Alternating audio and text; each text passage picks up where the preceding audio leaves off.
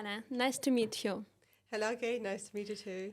First, let's start with you introducing yourself for those who are not familiar yet with your band's music. Yeah, sure. So my name is Anna. It's short from Anastasia, and I am the voice of ANAEVE band, which is the band that I formed around like 6 months ago, I guess, with the guys from my music community. And so now we do pop rock, we do alt rock, and we just had a new single out, Suffocating. And so, yeah, so that's what we do. Wow, it sounds really interesting. Thank you. And I heard that you just had a new song go out. Is it true? Yes. So our new single, Suffocating, went out on 18th of April, I believe. Yeah. Thank you for sharing. By the way, congratulations. And can you tell me a little bit more about your song? You are the author, yes? Yes. And what's the story behind this song? Oh, that's a tough one because this song, it holds a condition of uncertainty, of some anxiety because of the situation in the world. So basically, I was pretty much, I was crushed by what was going on. The song is around 2 years old, actually. And so when all this war situation started, I was feeling really, really depressed. I was feeling really down. And the situation of the choices that people have to make in this situation. So they have to choose, either they stay, either they leave what they believe in. And so this uncertainty, this I don't know what to do situation for months, it was like hanging over me, and I started having some panic attacks. And I don't know about others, but when I have a panic attack, I lack of air. I feel like I'm suffocating, and so that's where the name came from, and that's what the feeling is all about. So when you like suffocate from so much that's going on around you, and you cannot handle it, it's just too much. And so this song, it's about this feeling, well, when the world is too much, and so you just suffocate. And I know that it's not like a cheer up song. It's not telling you that it's gonna be all right. It's not a positive vibration kind of song. But I don't believe that all the songs have to be positive vibration. Sometimes it's as valuable to a listener to understand that they're not alone in their hard feelings. Not just someone to tell you that it's gonna be okay, but someone to tell you, yeah, I know how much that sucks. And I'm with you, buddy. I feel the same. And this person, at least they feel that they're not alone in this, because we are all feeling like this, even if it's a small part, but still. And knowing that you're not alone in this emotion is just good to know. Thank you for sharing. I think we all can relate. Yeah. And about inspiration in general, how do you usually come up with ideas for your songs? Wow, well, it actually comes to me in so many different ways. When someone asks me, like, how do you get inspired? I'm like, I can get inspired from anything. I can get inspired from the watch that I can see right there. I can look at them. I can think of the time. I can start thinking of the concept of time, like in general, abstract. And I can remember some movies about time, some characters from the movies. I can get inspired by a character. Sometimes I write songs as if they were written by a character or about a character or for a character. So if I was like giving advice to this person, what would I say? So I write like for someone who doesn't even really exist. And my favorite story is about one song, which is like a very like fairy tale kind of song about like myths and everything, like fairy forest.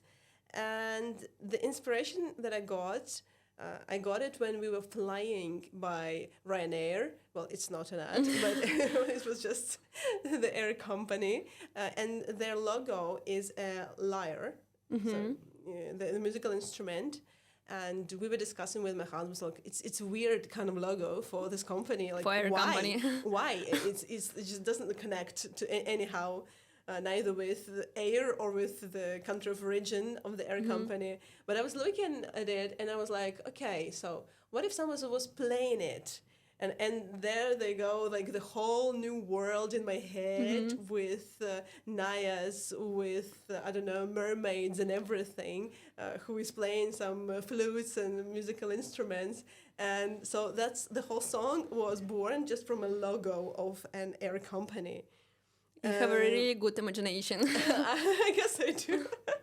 So it can come in different ways. Sometimes it's an emotion. It's like I feel sad, I feel good, I feel in love, I feel hating someone, and I just describe an emotion. I describe my condition. I describe what my body is feeling. I describe what other events happen when I feel this.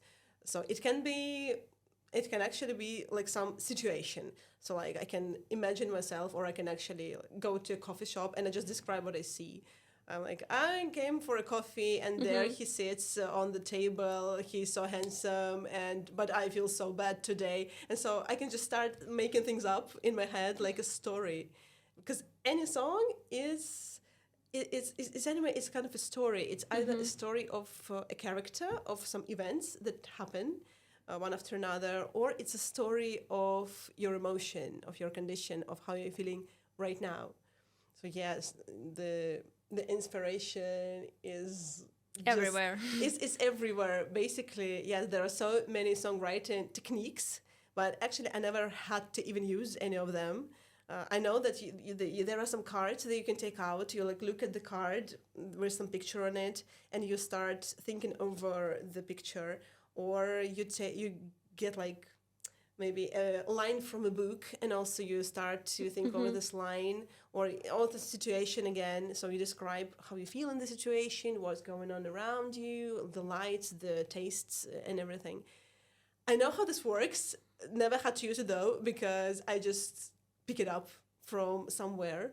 Usually when I'm calm, when I walk by the sea, when I walk in the forest, or just when my mind is not filled up with some thoughts of a day, when I'm kind of free of it, some good ideas start to come in.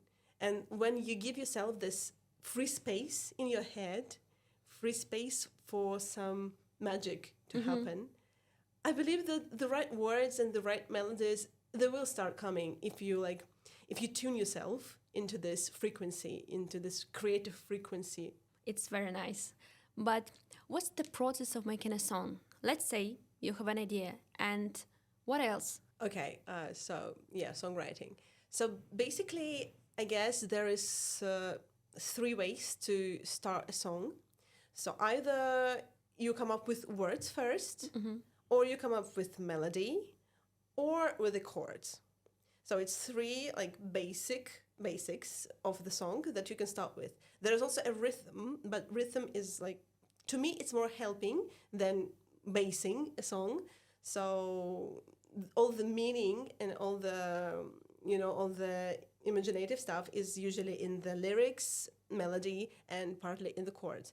So if you have already lyrics, then you need to think up a melody and put this melody on the chords, or you can choose a chord progression and write melody basing on these chords. If you don't have lyrics, but you sung yourself something like, and you like the melody, you're like, oh, like this it's hooky, I like this melody, I like this piece.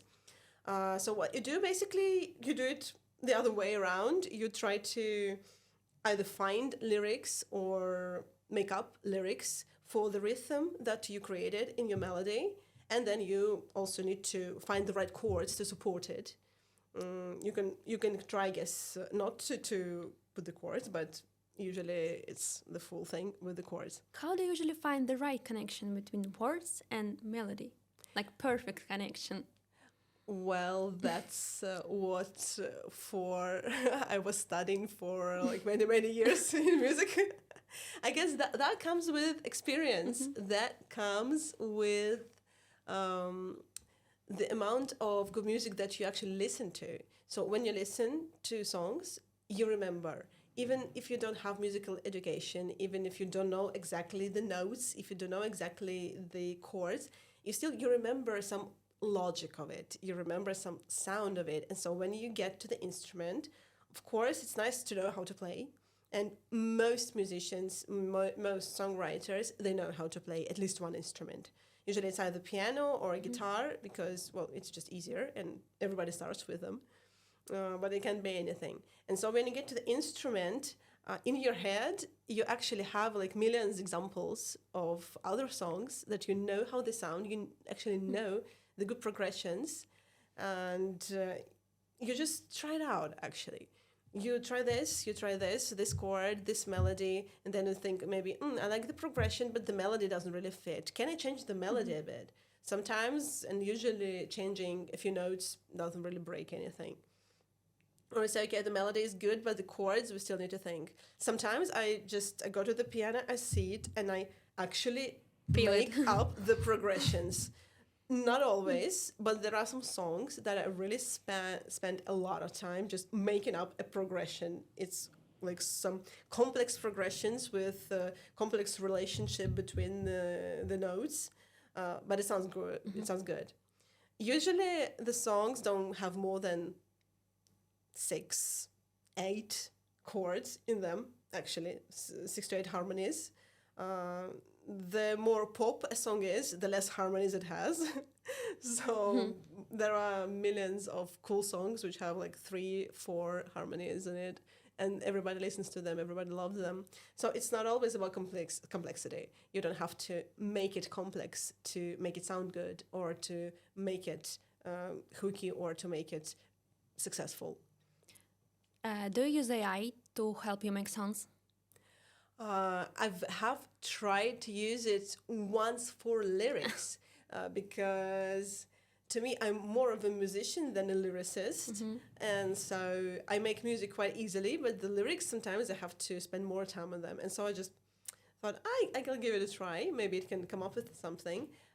It didn't come up with anything useful, actually, but the thing is, even if it doesn't create like the lyrics, the normal poetic stuff, it still can give you some ideas of what to write about. It can just, set you in some direction that you as an artist can go, and you as an artist can develop something from it. But I know that there are many AIs now which actually make beats, they make music. I haven't tried them, but I am very interested, and I think I'm actually going to take a course just to understand what's going on in this AI music world. Maybe we're all getting replaced by an AI, and I have to quit writing music right now and go to something else. Yes, I think we're all gonna be replaced by AI. One day, probably. Yes. Yeah. And Maybe. what software do you actually use for making a song? I work in Logic Pro. I've been working it since university. I use some plugins. I'm a composer, so I like when there are a lot of instruments. So I don't just go with the beats and some synthesizers. Yes, I guess that's how it's called. So I need strings, I need a lot of pianos, I need guitars, I need bass, like different kinds of it, so I can switch the genres and try out new things. So I have this Hollywood strings and Hollywood orchestra by East West. I have addictive keys, I have addictive drums. I obviously have all the Logic internal sounds.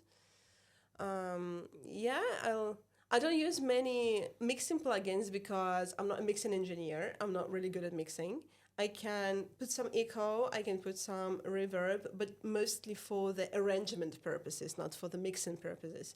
Because everybody thinks that whoever writes a song can always mix it. Well, it doesn't really work like that in normal world. When I was studying, they tried to teach us everything, how to write and how to mix it afterwards. but actually it's two absolutely different set of skills. So when you arrange, when you compose, it's more of a creative work. It's a work with notes, with chords, with progressions, with instruments. When you mix, it's just the work with the sound. You do have some creativity in that. You can place sounds in different places in your ears, so they move, so they do some crazy stuff. But still, it's a different kind of set of skills, and I know how to arrange pretty well, but the mixing I don't do. I send it to the mixing engineers, and they do this work for me. Wow, that's a lot, and I think it's must be very difficult and expensive process. So is. my question is, how much does it usually cost to make a song? Ooh. Okay, let's try to count. So let's say that you do not know how to make arrangements, so you are not a music producer, you're just a songwriter, so you wrote lyrics, you wrote melody, maybe some chords, but you don't know how to make it into a song. So we need a music producer. There are different music producers on the market, but I'd say that a good music producer wouldn't charge you less than 300 euros, 300 to 500 Per euros song. per song. The good ones, they start from 1,000 and go up and up. The ones that Grammy winning or something, guys. I saw those.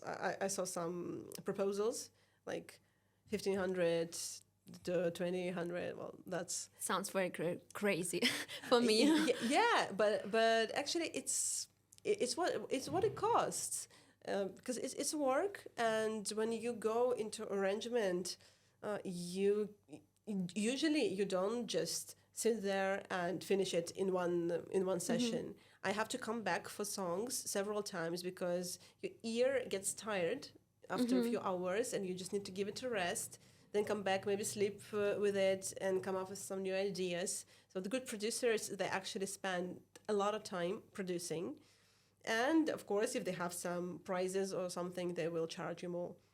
But still, so let's say you found a good producer for 500 euro.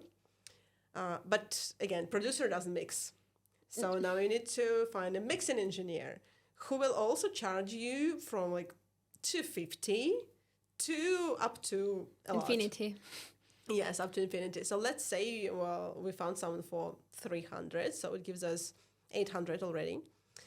Then we go to the outfit and marketing stuff, because for every release you need a cover. You perfectly need a few snippets or a video clip. It's always better to have one than not to have. And of course, you can try and use the AIs to generate the cover. You can go and do the snippets on your own with your by yourself. selfie camera, or ask a friend. So then it comes for free, and obviously that's amazing. But if you go for professional kind of things, so the photo shoot for a group, for a band, is usually starting from 300 euro and goes Per maybe up hour, to, yes? No, for the whole photo shoot, but it's Okay. around an hour and a half. It's usually enough for one cover to shoot one cover, and maybe some just content photos that you can later use in the Instagram. So it's from 300 to 500. Let's say you found someone for 350, and that's over 1,000 already. But there is also video. A good video also costs 300 minimum for a whole video clip. So that gives us 1,350, and that's before you distribute. So when you distribute, you also have to pay the distributor. Some distributors, they charge you monthly. Some of them, they will just charge you the percentage of your royalties. But still, that's also something that you need to pay. Not much, but also something. And then the promotion. You may not go for paid promotion, But usually you have to anyway. So at least some Submit Hub submissions, daily playlist submissions, some basic Facebook, Instagram targeting. Well, the budget can be different, but I'd say that I personally spend starting from 200 per every release, and that gives me at least some coverage, because without it I would get, I don't know, 1,000 real views, like a few listeners through algorithmic Spotify playlists. So you have to also have a budget for this. And so, oh my God, I completely forgot that if you are a band, you actually need to record stuff. So we add to producing, to mixing, we also add recording time in the studio, which costs maybe 50 per hour, something like that. And to record a song, you need around 6 to 8 hours. So we go 400 for recording, which gives us about 2,000 to actually release a song. One song. Like that, yeah. So we were talking about spendings. Let's talk about earnings. So how much do musicians usually earn, let's say, per month? Well, if we are talking like independent musicians, which I and my band are, let's just say we do not earn. I mean, we may earn, but we do not earn on music. We can go to like a real job, we earn money there, and then we go and spend it into music. Because, well, streaming services, they pay, I think, a few cents for every listener. And so if you have, I was checking it. So if you have 50,000 streams on one song, let's say, for these 250,000 streams, you're going to get €400, I think. But imagine, it's a huge amount of people. It's 250,000 people streamed your music and you get €400. So the streamings are not really paying. And you already spent a lot of money. Yeah, and you have to spend money constantly.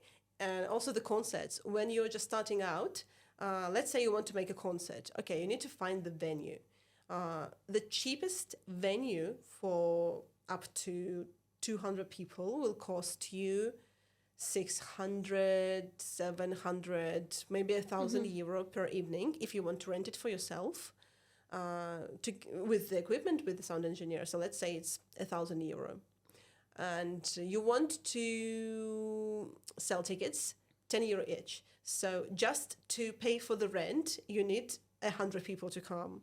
Mm-hmm. But 100 people, it sounds like a little bit, but actually it's a lot. And it's really hard to call all this amount of people to like convince them that they need to come, that they need to listen to your music. And so you have to spend on marketing again. You have to reach your fans. You have to reach the other people who are not your fans yet, to tell them about yourself, to invite them to your concert. So usually the concert that I made, the big concerts were always, well, no profit at all. It's either zero or we got a little minus, because we couldn't collect as many people as we should have to pay for all the marketing to the venue and everything. The only concert that I had, which was actually profitable, was a small acoustic concert. It was only 20 people, but because we had it in our own venue, we didn't have to pay for the sound engineer, we didn't have to pay for the venue. So we spent some money for the ads, we spent some money for the tea and cookies, and all the rest we had. But even that rest was about €100 for the whole band. And we decided not even like share it because it's useless. We just put it into our like account, band account. So yes, earnings is not something musicians like to talk about. And how much do you usually spend for marketing? Well, as I said, starting from €200 per release. But it can actually be any amount that you have available. There's no limit that you can spend. The more you spend, the more audience you get. And where do you usually spend it? Instagram, Facebook, other platforms?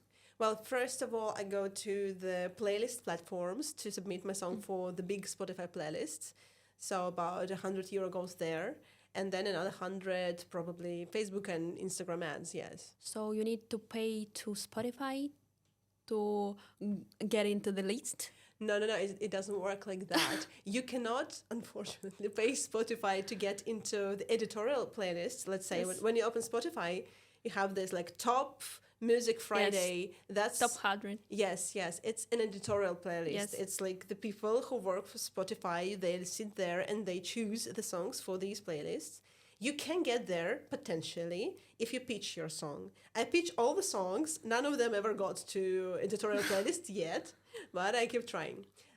The thing that works here is that some people all over the world, they have their own made playlists on Spotify with some themed music, usually. So like rock legends, don't know, indie road trip or something like that. And you can submit your song, they're gonna listen to it, and if they feel like it fits their playlist, they're gonna add it. And so you're gonna have their listeners that are subscribed to their playlists. When they listen to their playlist, they will just come across your song, and you have a small chance that they're gonna like it so much that they're gonna add it or subscribe to your artist account on Spotify. But it's something. It gives you at least some coverage. It gives you at least some streams. And same with Instagram and Facebook targeting. You usually have a snippet for a song. And so you try to promote that snippet. And people who like either the song or the snippet, or maybe you or one of your band members, they can just subscribe to your Instagram page. Maybe they won't even listen for the song, but they can subscribe, and then, well, they become your audience that you can later offer some other songs or whatever.